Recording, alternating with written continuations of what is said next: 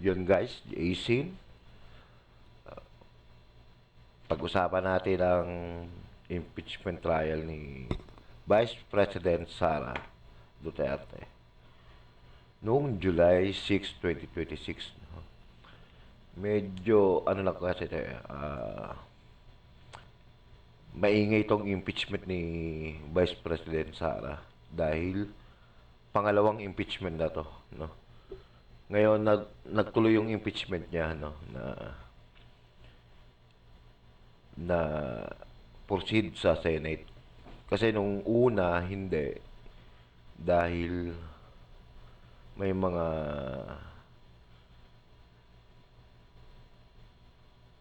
mga maling procedure or kaya hindi na tuloy yun na.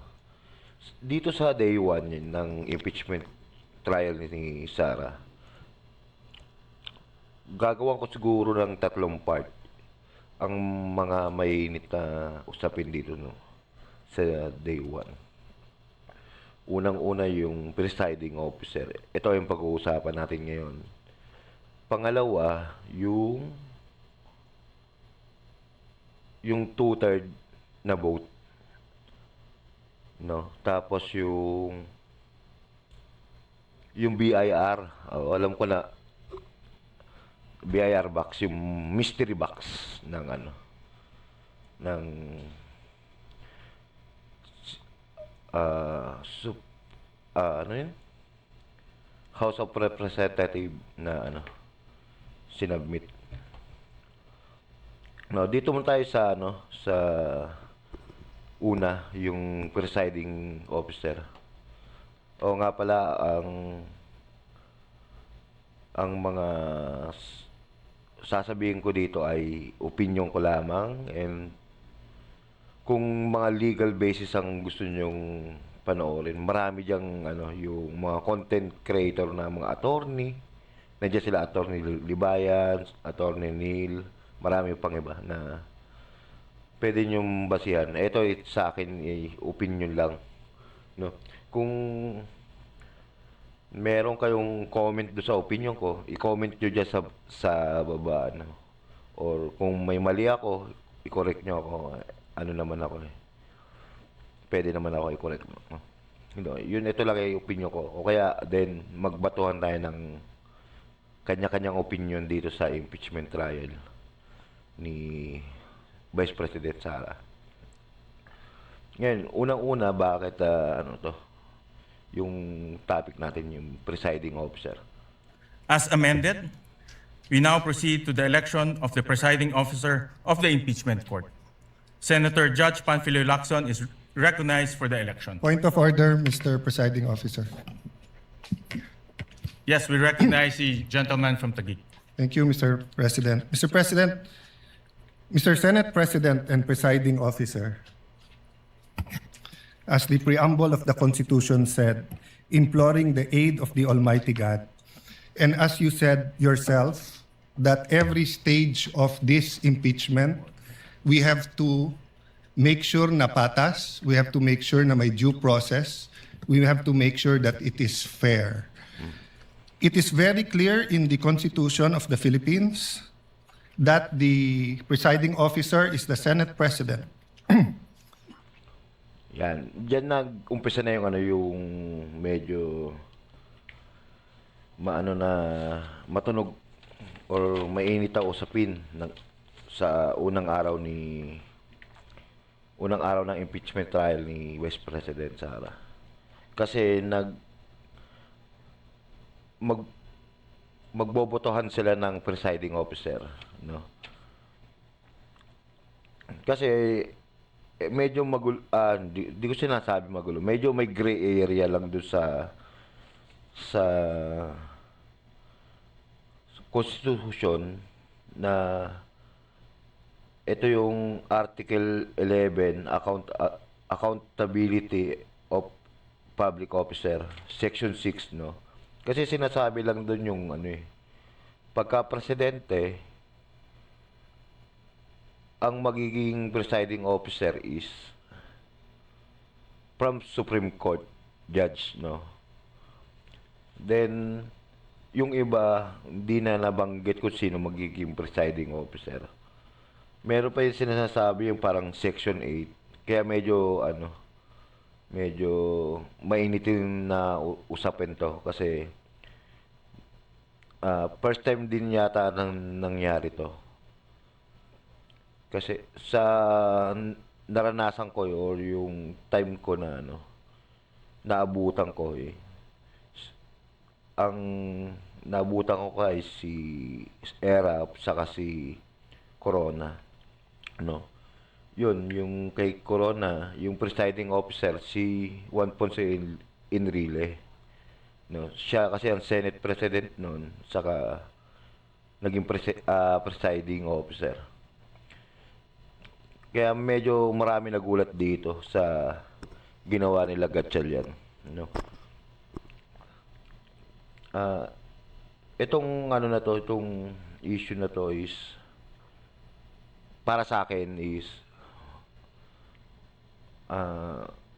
wala na hindi medyo medyo mahirap ibigay to yung opinion kasi sa akin parang okay lang naman. Kasi itong opinion ko nung July 8 na to kumbaga nakikita ko na kung paano si Chis Escudero mag-presiding officer. Kumbaga meron na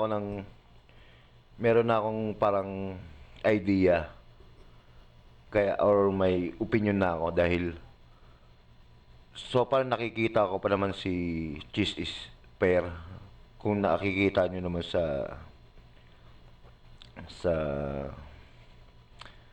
nangyayari impeachment trial ng day 2 and day 3. Nagiging fair naman siya. Kaya yun lang. Then, ito lang yung comment natin na yung ginawa nila Gatchalian, medyo questionable kasi hindi dun sa para sa akin yung sa opinion ko, hindi dun sa gray area. Yung paninindigan ni Gatchalian or yung tiwala niya sa sarili niya or yung capable ba siya, bakit hindi niya ginawa yun? Hindi niya pinilit na maging presiding officer. Doon lang ako na wala ba siyang tiwala sa sarili niya. Then yung mga majority, ano ba na pag-usapan nila na ba't hindi ikaw na lang Senate President Win Gatchalian ang mag-presiding officer, 'di ba? May mga usapan sila na ganyan, kung walang si Gatchalian, ba't hindi si Kiko, hindi si Risa, Si Kiko kasi alam ko attorney, ba't hindi yun? Bakit si Chis? Diba? Kasi nung February 2025, nung sinubmit ng lower house yung impeachment, at tinurn over na sa Senate, or anong word doon, correct mo nyo ako if mali ako. Medyo naging maingay yung pangalan ni Chis Escudero dahil binabati ko siya dahil yung impeachment trial ni Sara nung una is parang nababagalan yung mga ibang grupo, Yun, kaya lumabas yung salitang forthwith. Kaya medyo naguluhan ako bakit si Chis ang pinili nila. Diba?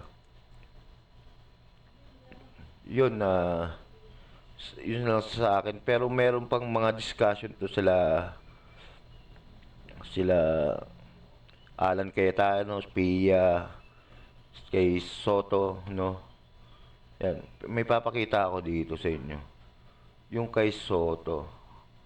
Ito, It is, again, before the chair rules, let me acknowledge a former Senate President, Senator Tito Soto.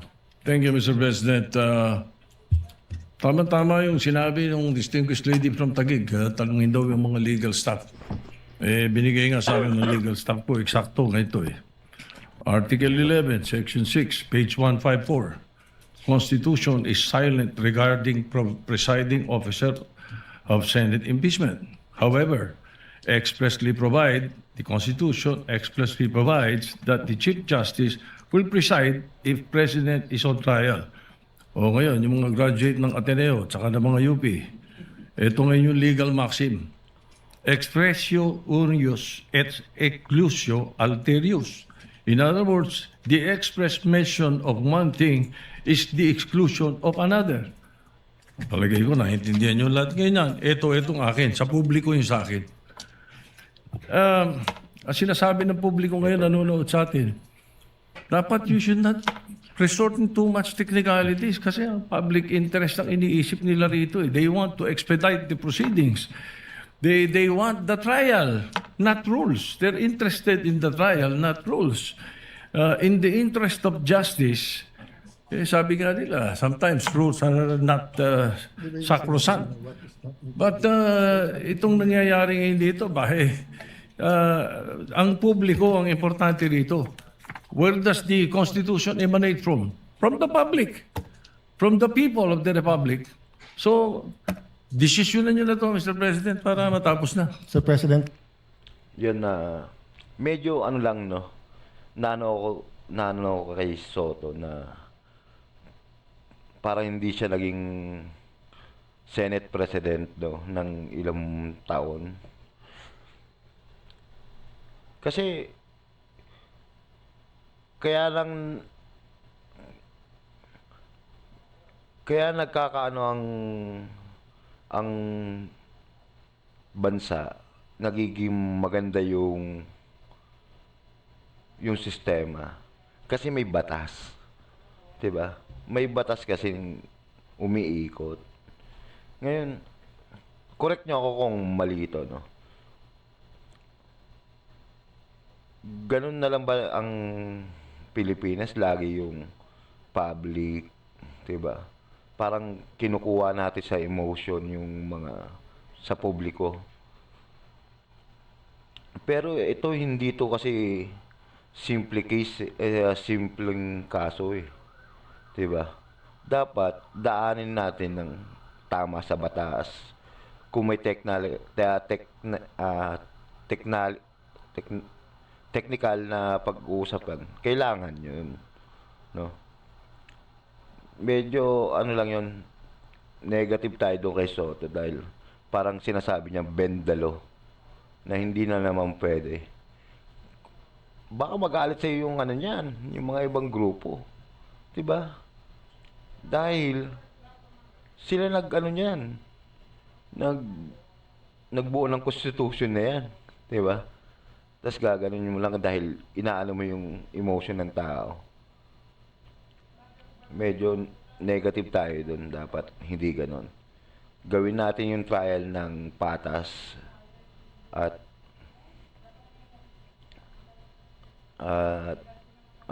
tamang husga, 'di ba? Kasi para yung sa future makikita nila yung naging proceeding ng impeachment trial ng mga, kumbaga magiging history na yan sa future eh, 'di ba? Babalikan yan. Yun. Yun, so far yun yung naman yung una kong video, no. Disclaimer lang po ulit, yung mga sinabi ko po ay opinion ko lang yun, no.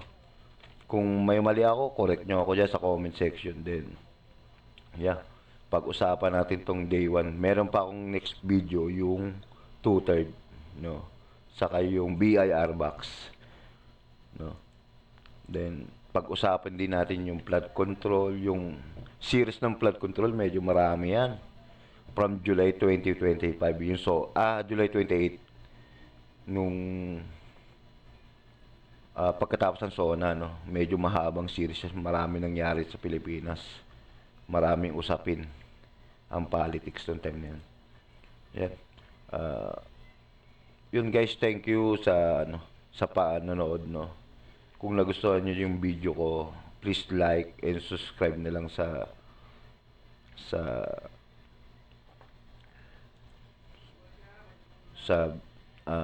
video ko. Then subscribe na rin kayo sa channel ko, no. Thank you. Jason nga pala.